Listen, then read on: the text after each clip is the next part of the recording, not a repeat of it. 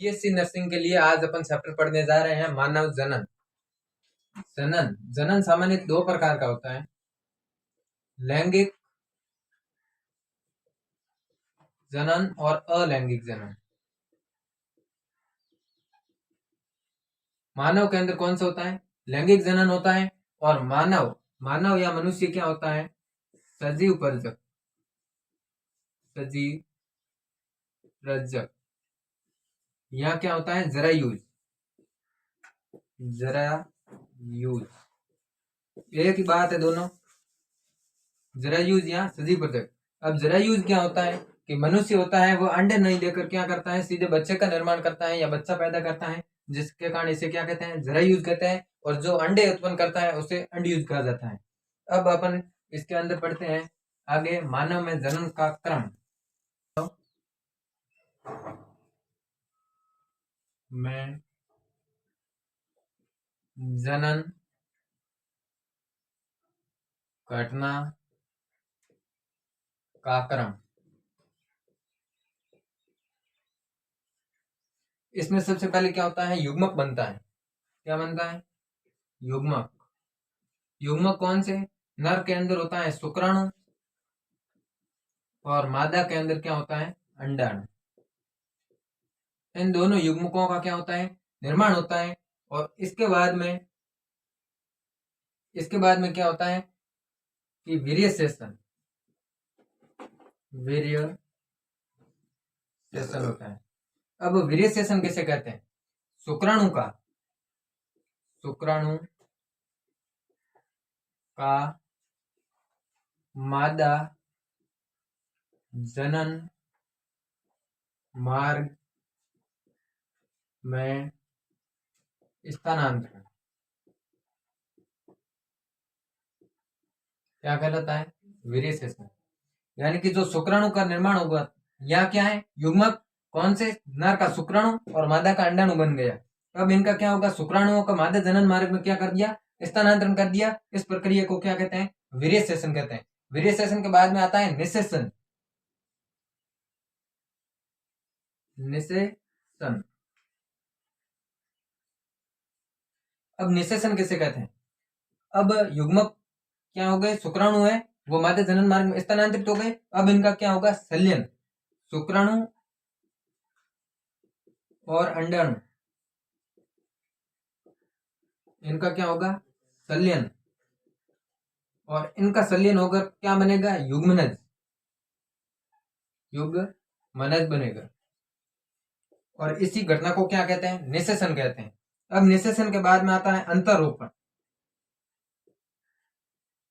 अंतरोपण। अब अंतरोपण क्या होता है कि ये जो युग्मनज है ये ब्लास्टोसिस्ट के अंदर टूट जाता है। इसके द्वारा ब्लास्टोसिस्ट का निर्माण होता है। और ये ब्लास्टोसिस्ट होती हैं, ये क्या होता है? गर्भाशय की परत के अंदर चिपक जाती हैं, जैसे क्या कहते हैं? अंतरोपण कहा जाता है। और अब अंतरोपण के बाद में गर्भावधि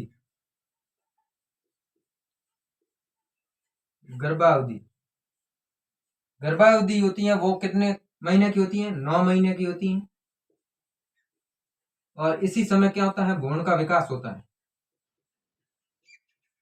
भ्रूण विकास इस गर्भावधि के दौरान 9 महीने में क्या होता है? भ्रूण का विकास होता है। अब इसके बाद में होता है प्रसव। प्रसव क्या होता है?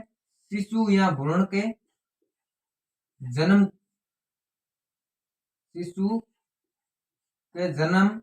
की प्रक्रिया। यानी कि क्या होता है? गर्भाशय के अंदर संकुचन होता है, जिसके कारण क्या हो जाता है? शिशु का जन्म हो जाता है, जिसे क्या कहते हैं? प्रसव कहते हैं। अब आगे बढ़ते हैं। अब जो शुक्राणु है,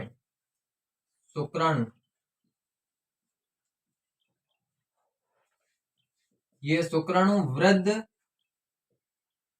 पुरुषों में भी बनते हैं, यानी कि वृद्धावस्था में भी बनते हैं। लेकिन अंडाणु ये 50 वर्ष, महिलाओं में 50 वर्ष की आयु के बाद में क्या है? नहीं बनते हैं, समाप्त हो जाते हैं। महिलाओं में अंडाणु है वो 50 वर्ष की आयु के बाद नहीं बनते हैं। शुक्राणु होते हैं वो जारी रहते हैं, वृद्ध पुरुषों में भी बनते हैं। और मानव जनन होता है वो यौवनावस्था के दौरान होता है या यौवनारंभ के दौरान होता है। अब अपन पढ़ते हैं नर जनन तंत्र।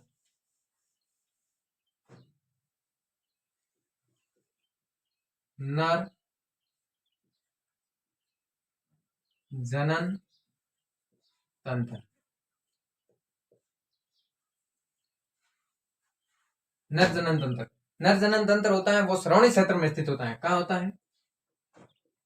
श्रोणि क्षेत्र में स्थित होता है। नर जनन तंत्र श्रोणि क्षेत्र में स्थित होता है। और नर जनन तंत्र के अंदर क्या आते हैं? वर्षण। अब बात करते हैं वर्षण की। वर्षण, वर्षण होते हैं वो कहाँ होते हैं? वर्षण कोश में स्थित होते हैं।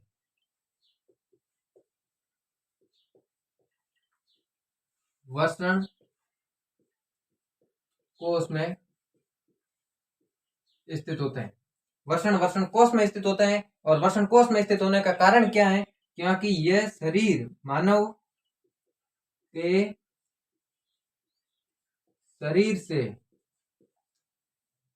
शरीर के तापमान से वर्षण कोश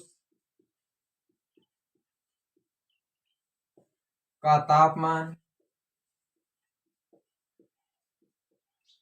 2 से 2.5 डिग्री यानी कि 2.5 डिग्री सेल्सियस क्या होता है? कम। 2 से 2.5 डिग्री सेल्सियस क्या होता है? कम होता है। और वर्षण कोश के अंदर स्थित रहते हैं। यह वर्षण कोश का तापमान है। अब वर्षण की लंबाई और वर्षण की चौड़ाई।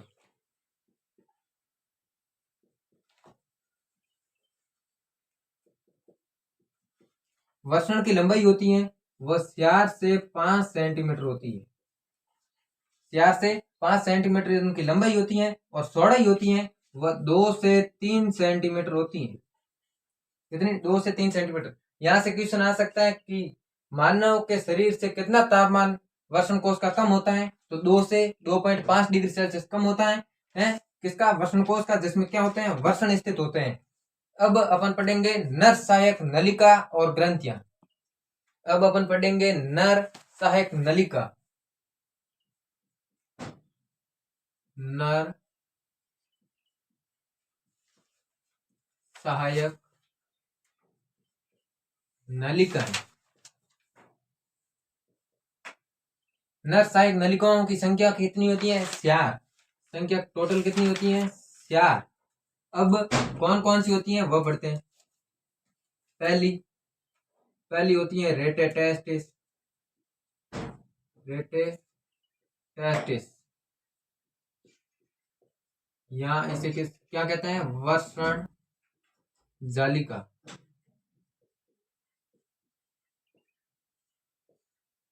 फिर दूसरे नंबर पर आती है शुक्र वाहिका। इसे इंग्लिश में कहते हैं वास एफरेंसिया। एफरेंसिया।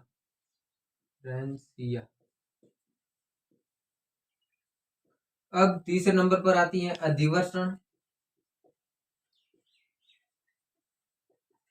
अधिवर्षण को कहते हैं एपिडिडिमिस।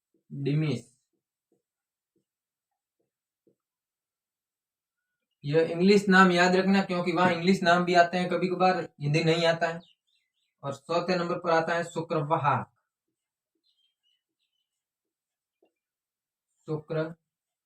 शुक्रवाहक आता है जिसे क्या कहते हैं इंग्लिश में? Vas deferens.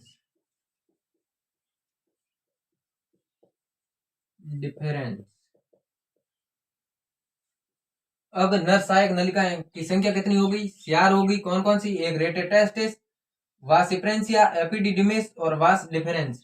यहां से क्वेश्चन आ सकता है कि कौन सी इनमें से सहायक नलिकाएं हैं। 3 दे देगा वो सहायक ग्रंथियों की और एक ऑप्शन दे देगा सहायक नलिका की। वो कौन से हैं आपको ध्यान रखना होगा।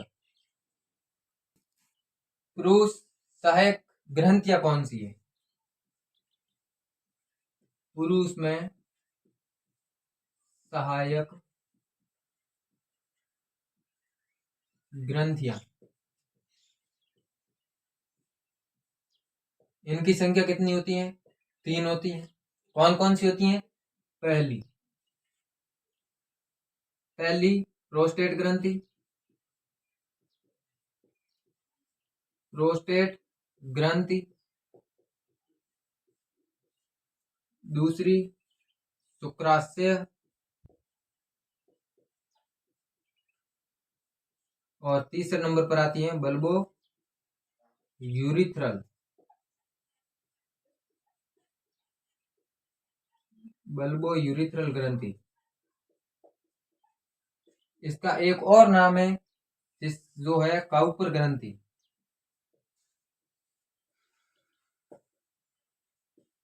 काउपर ग्रंथि, बल्बो यूरिथ्रल ग्रंथि या काउपर ग्रंथि है। ये क्या करती हैं? मैथुन के बाद सीसन में संहन, सीसन में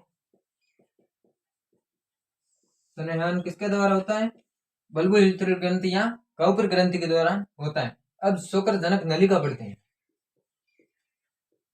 शुक्र जनक नलिका,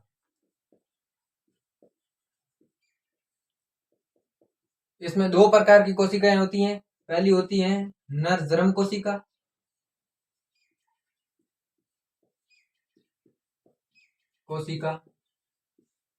यहाँ इसे क्या कहते हैं? Spermatogonia, spermatogonia.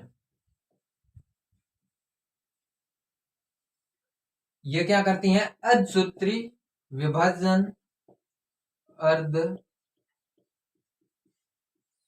विभाजन के द्वारा शुक्राणु बनाती है। और दूसरी कोशिका है, एक होगी नरजरम कोशिका, दूसरी होगी सर्टोली कोशिका। सर्टोली कोशिका, सर्टोली कोशिका है वो शुक्राणुओं को पोषण प्रदान करती है।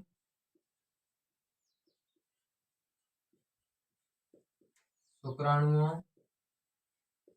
को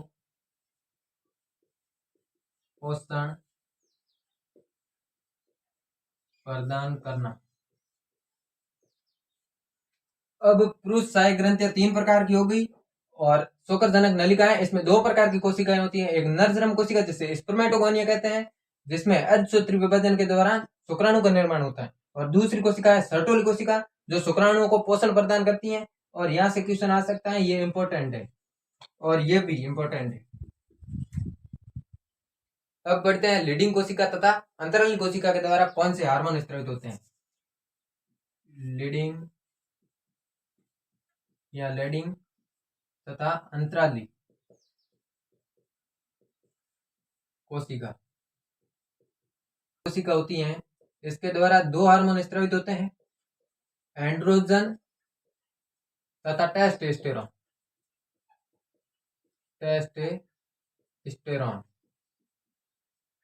2 प्रकार के हार्मोन स्रावित करती हैं, एंड्रोजन तथा टेस्टोस्टेरोन। अब पढ़ते हैं शुक्राणु के बनने से लेकर बाहर निकलने तक का क्रम।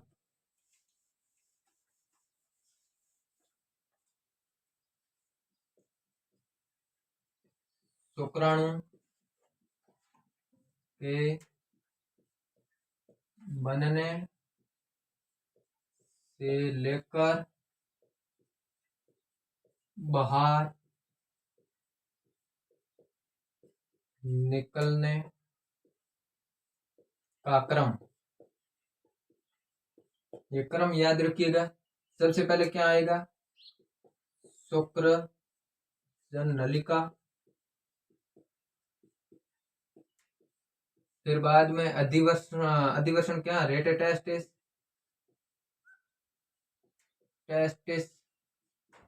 जैसे क्या कहते हैं? वसन जालिका।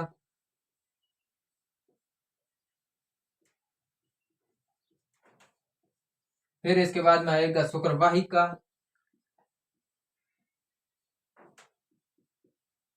शुक्रवाहिका, और शुक्रवाहिका के बाद में आएगा अधिवसन,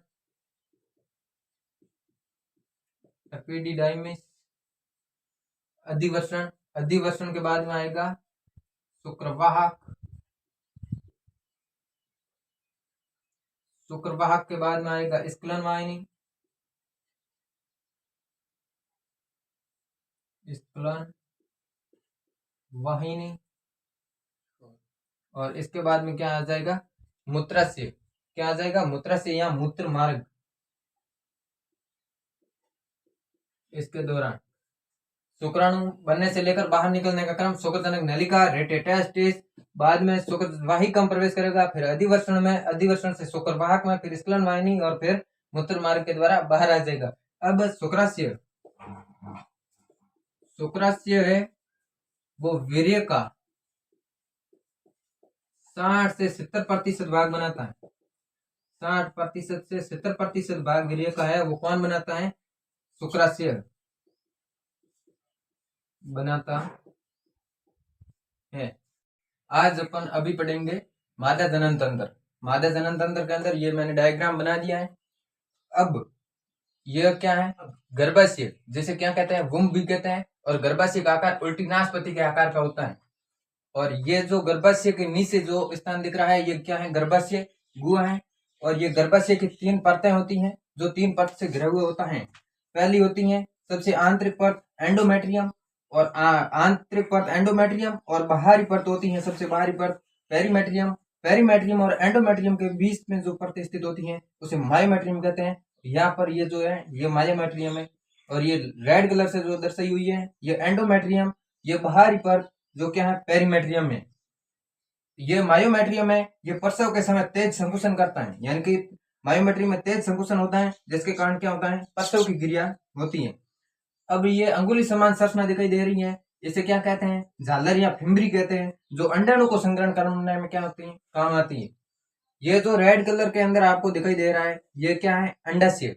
ये अंडाशय अंडाणु का निर्माण करता है। अंडाशय से किसका निर्माण होता है, अंडाणु का निर्माण होता है, जो मादा जनन तंत्र के अंदर स्थित होता है। और अंडाणु से अंडाशय से अंडाणु का निर्माण होता है, और अंडाशय से एस्ट्रोजन और प्रोजेस्टेरोन नामक हार्मोन का स्त्रवण होता है। और ये अंडाशय वो मादा जनन तंत्र का क्या है, प्राथमिक अंग है। यहाँ से क्वेश्चन आ सकता है कि अंडाशय कौन से हार्मोनों का स्त्रवण करता है, तो आपका आंसर जाएगा एस्ट्रोजन और प्रोजेस्टेरोन। अब ये जो संकरा पथ दिख रहा है, यह जो संकरी नलिका दिख रही है, ये क्या है, ये वाला स्थान ये है इस्थमस। इसे क्या कहते हैं, इस्थमस कहते हैं। इस्थमस से आगे जाने पर क्या होता है, एम्पुला आता है। ये जो फूला हुआ भाग दिखाई दे रहा है ये क्या है, एम्पुला। एम्पुला के अंदर क्या होता है, निसेसन होता है। एम्पुला के अंदर क्या होता है, निसेसन। यहां से क्वेश्चन आ सकता है, आपको पूछा जाएगा कि निसेसन कौन से क्षेत्र में होता है, तो एम्पुला नामक क्षेत्र में होता है, जो क्या होता है, नलिका का फूला हुआ भाग होता है। यह क्या है, कीपक। अब एम्पुला के आगे जब आएंगे यहाँ पर यह क्षेत्र क्या कहलाएगा, कीपक कहलाएगा। और कीपक के बाद में ये क्या आ जाता है, वापस झालर या फिम्बरी। ये कीप के आकार की संरचना होती है यहाँ पर, इसलिए इसे क्या कहते हैं, कीपक कहते हैं। इस्थमस, एम्पुला और कीपक मिलकर अंडवाहिनी का निर्माण करते हैं। आपको यहाँ से क्वेश्चन आ सकता है, अंडवाहिनी किससे मिलकर बनी हुई होती है, इस्थमस, एम्पुला और कीपक से।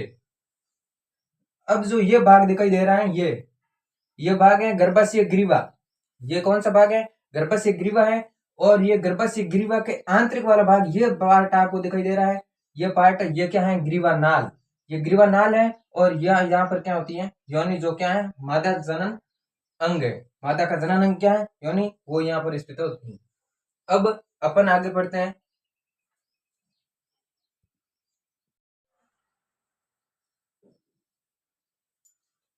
अभी पढ़ते हैं स्त्री सहायक नलिकाएं। स्त्री सहायक नलिकाओं की संख्या 3 होती है। एक है फैलोपियन नलिका या एंडवाहिनी जिसे कहते हैं, जिसकी लंबाई कितनी होती है, 10 से 12 सेंटीमीटर लंबी होती है। और दूसरी सहायक नलिका है गर्भाशय, और तीसरी है योनि। ये तीनों क्या है, सहायक नलिका है, किसकी, स्त्री की। और पुरुषों के अंदर कितनी होती है, पुरुषों के अंदर सहायक नलिका 4 होती है। स्त्री सहायक ग्रंथियां 2 हैं, जैसे एक है बार्तुलेन ग्रंथि, दूसरी है स्तन ग्रंथि। और बर्थ कैनाल का निर्माण योनि तथा सर्वाइकल कैनाल मिलकर किसका निर्माण करते हैं, बर्थ कैनाल का निर्माण करते हैं।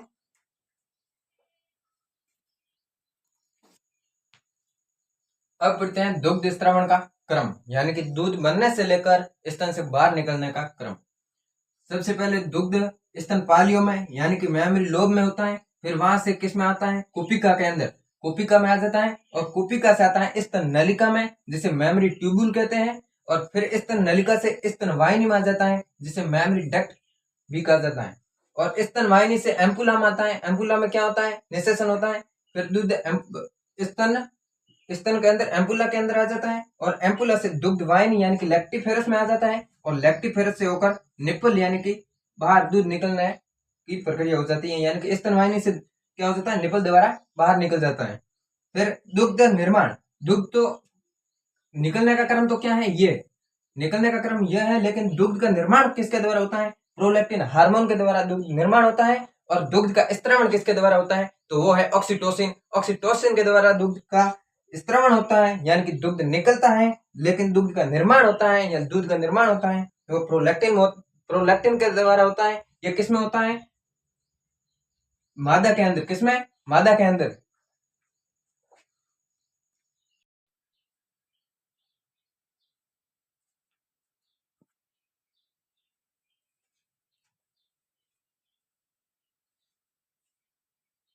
अभी अपन पढ़ेंगे कि एलएस और एफएसएस हार्मोन होते हैं, उनका पुरुषों में क्या कार्य होता है और महिलाओं में क्या कार्य होता है। तो पुरुषों के अंदर एफएसएस होता है, वो सर्टोली कोशिकाओं पर कार्य करता है, और एलएस, यहाँ एलएस का दूसरा नाम है आईसीएसएस, जिसका क्या कार्य है, लैडिंग कोशिका पर कार्य करता है। ये किस पर कार्य करता है, लैडिंग कोशिका पर कार्य करता है। याद रखो, एल से एल, एलएस है वो लैडिंग कोशिका पर कार्य करता है, और एफएसएस सर्टोली कोशिकाओं पर कार्य करता है। और महिलाओं के अंदर एफएसएस है वो अंडाशय में पुटक विकसित करता है, यानी कि पुटकों का निर्माण करता है। और एलएस है वो मासिक चक्कर के शब्दवे दिन, जब एलएच उच्च होता है तो उसे एलएस सर्ज कहा जाता है, यानी कि मासिक शब्दवे दिन आतव चक्कर या मासिक चक्कर होता है, उसके शब्दवे दिन एलएस हार्मोन का स्त्रवण उच्च हो जाता है, जिससे क्या कहते हैं, एलएस सर्ज कहते हैं। तभी क्या होता है, पुटक फट जाते हैं और अंडा बाहर निकल कर आ जाता है, जैसे अंडोत्सर्ग प्रक्रिया कहा जाता है। जैसे क्या कहते हैं, अंडोत्सर्ग प्रक्रिया कहते हैं। यहाँ ध्यान रखना, एफएसएस और एलएस के कार्य किसमें क्या होता है, पुरुषों में और महिलाओं में।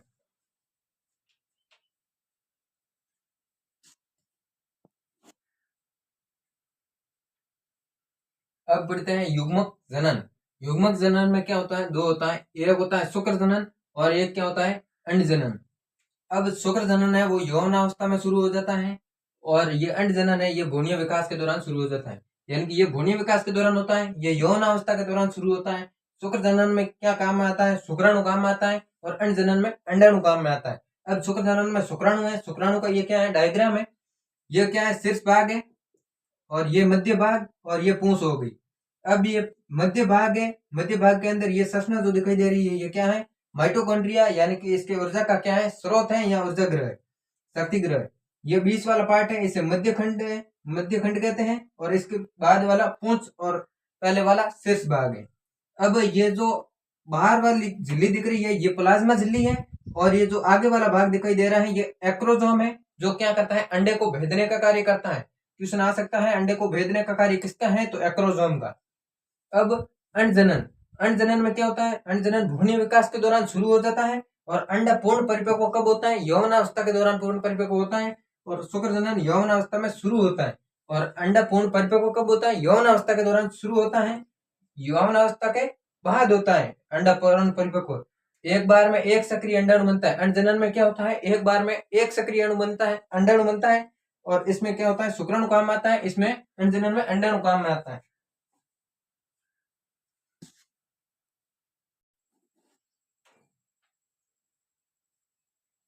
अब मैथुन के दौरान स्खलित शुक्राणुओं की संख्या कितनी होती है, मैथुन के दौरान स्खलित शुक्राणुओं की संख्या 200 से 300 मिलियन होती है, 200 से 300 मिलियन। और सामान्य आकार तथा आकृति के कितने शुक्राणु होते हैं, 60% शुक्राणु, 60% शुक्राणु सामान्य आकार तथा आकृति के होते हैं। सामान्य जनन क्षमता के लिए 40% से कम शुक्राणु होते हैं, 40% से कम शुक्राणु सामान्य जनन क्षमता के लिए 40% से कम शुक्राणु होते हैं। यौवनारंभ के समय प्रत्येक अंडाशय में केवल 60,000 से 80,000 प्राथमिक पुटक ही शेष रहते हैं। तो यौवनारंभ के समय कितने पुटक है वो अंडाशय में शेष रह जाते हैं? प्राथमिक पुटक 60,000 से 80,000। मैथुन के दौरान इसके लिए शुक्राणुओं की संख्या 200 से 300 मिलियन है और सामान्य आकार तथा आकृति के 60% शुक्राणु है और सामान्य जनन क्षमता के लिए 40% से कम शुक्राणु होते हैं, वो काम में आते हैं।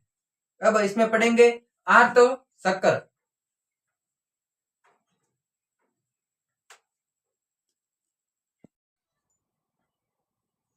आर्तव शक्कर, आर्तव शक्कर होता है वो स्यार अवस्था के दौरान कंप्लीट होता है। पहली अवस्था है ऋतु स्त्राव प्रावस्था, दूसरी है पुटिकीय प्रावस्था, तीसरी अंडोत्सर्ग प्रावस्था और चौथी है पीत प्रावस्था।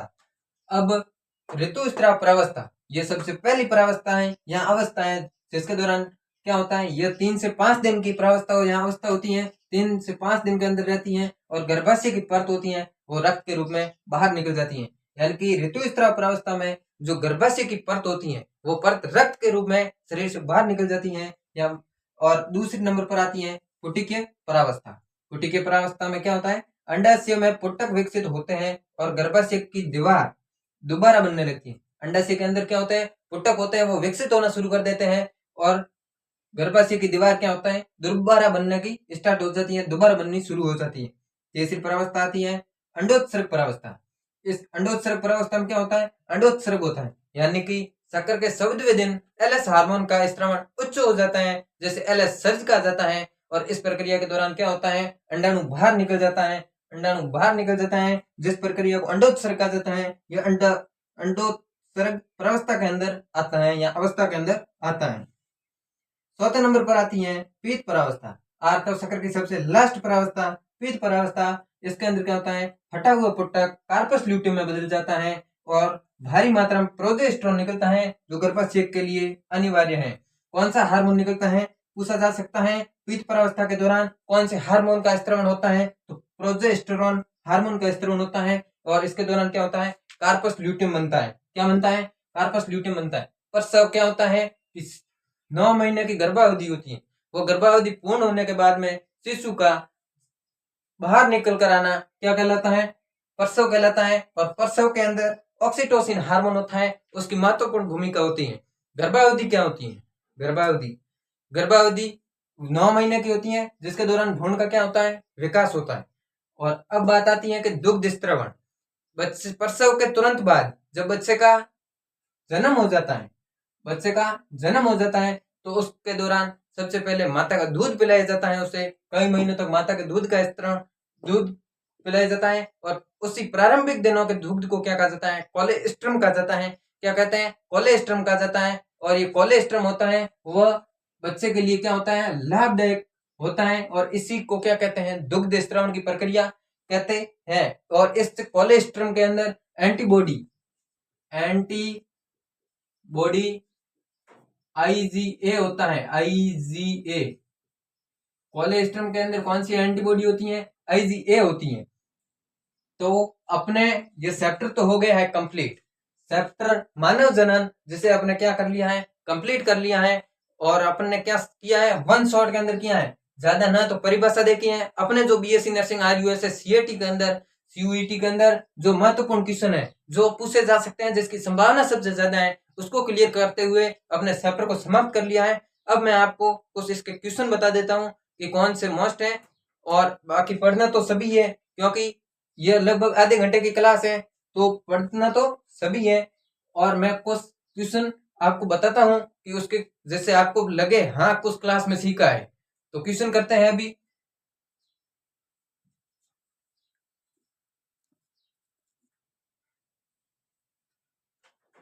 ये 2 क्वेश्चन आपके सामने हाजिर है। पहला क्वेश्चन संख्या 1, मानव मादा में निषेचन की क्रिया कहाँ संपन्न होती है। पहला ऑप्शन है गर्भाशय, दूसरा है योनि, सी है फैलोपियन नलिका के एम्पुला भाग में और डी है अंडाशय में।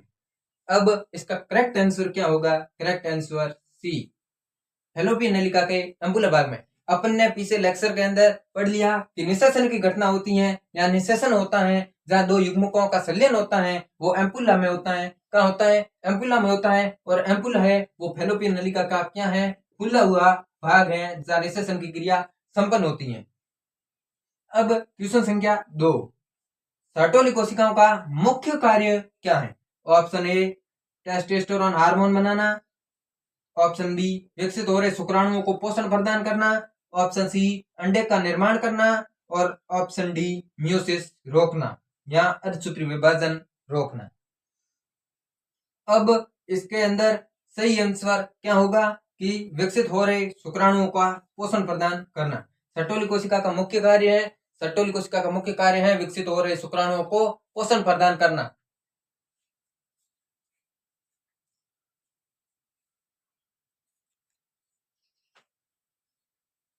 क्वेश्चन संख्या 3, आर्तोचक्र के दौरान एलएस सर्ज किस दिन होता है? एलएस सर्ज किस दिन होता है? ऑप्शन ए 10वें दिन, ऑप्शन बी 7वें दिन, ऑप्शन सी 21वें दिन, ऑप्शन डी 28वें दिन। तो आर्तचक्र के दौरान एलएस सर्ज किस दिन होता है? पहले तो एलएस सर्ज किसे कहते हैं? एलएस हार्मोन का उच्च स्त्रवण होना या एलएस हार्मोन का मान उच्च हो जाना एलएस सर्ज कहलाता है, जो 7वें दिन होता है। जो कब होता है? 7वें दिन होता है। Option correct is the B. अब क्वेश्चन संख्या 4, भ्रूण की वह अवस्था जो गर्भाशय की दीवार में अंतरोपित हो जाती है क्या कहलाती है? ऑप्शन ए युग्मनज, बी मोरुला, सी कॉर्कपुटी या ब्लास्टोसिस्ट और डी है गैस्ट्रुला। तो इसका करेक्ट ऑप्शन है सी कॉर्कपुटी। इसका करेक्ट आंसर है सी कॉर्कपुटी। अब क्वेश्चन करते हैं 5वां।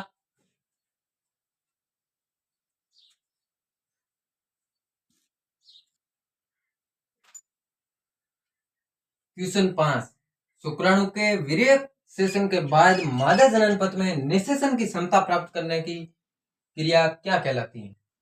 ऑप्शन ए अंडोत्सर्ग, बी समतायन या कैपिसिटेशन, सी अंतरोपण या इम्प्लांटेशन, ऑप्शन डी प्रसव या पार्चुरेशन। तो इसके अंदर क्या होगा? निषेचन की क्षमता प्राप्त करने की क्रिया, तो इसे क्या कहेंगे? समतायन या कैपिसिटेशन। तो option correct is the B. अपन मानव जनन का लेक्चर यहीं खत्म करते हैं और आगे न्यू चैप्टर का लेक्चर लेकर आएंगे। वीडियो अच्छा लगा हो आपको, यदि इस चैप्टर के अंदर थोड़ा भी कुछ लगा है कि अपन ने इम्प्रूव किया है, तो वीडियो को लाइक और चैनल को सब्सक्राइब कर दीजिएगा। मिलते हैं नेक्स्ट वीडियो में, तब तक के लिए।